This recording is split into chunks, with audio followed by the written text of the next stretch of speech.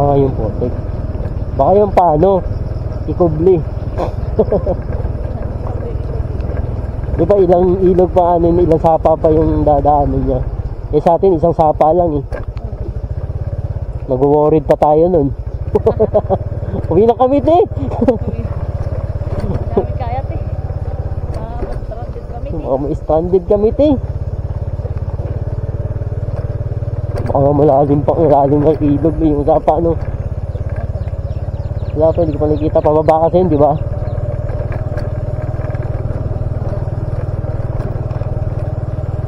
Walang tulay.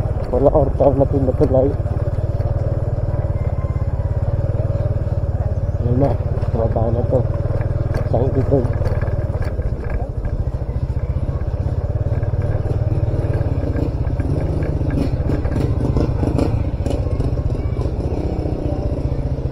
Pilas na ito.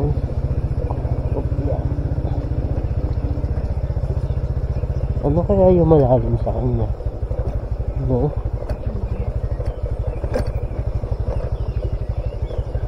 Yung ilog ba yun?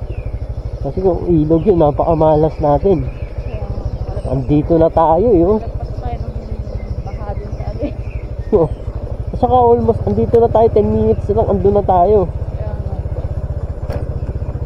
Parang tatawid yan.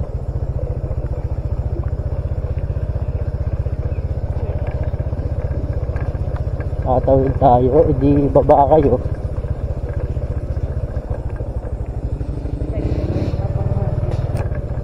Buhay. Ay, hindi naman malalim. Akala ko malakas yung agos, kaya yan. Ha? Baka dun sa isa pa. Hindi yung sasabi niya at ano yung Ayun kasi medyo malapad yun eh.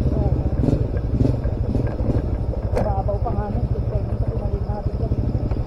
Oo. Diba? Okay. Kaya? Ah. Huwag ka dito. Pa. Yung lalim mo. Huwag kang pa. Huwag ka pa. Ay, hindi naman. Sakto lang. Hindi ka nakahugas ng paa. Eh, hindi mo ba abot? Hindi na tumalsik sa akin yung tubig.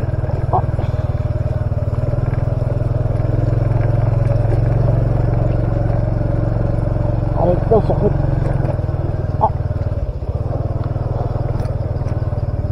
Ito yung malalim. Diba? Baka dyan pa nga tayo. Kaya nga, diretso pa ikubli dun. Baba mo na ba? Hindi na, diretso tayo. Tapa. Uy. Motor. Keep left.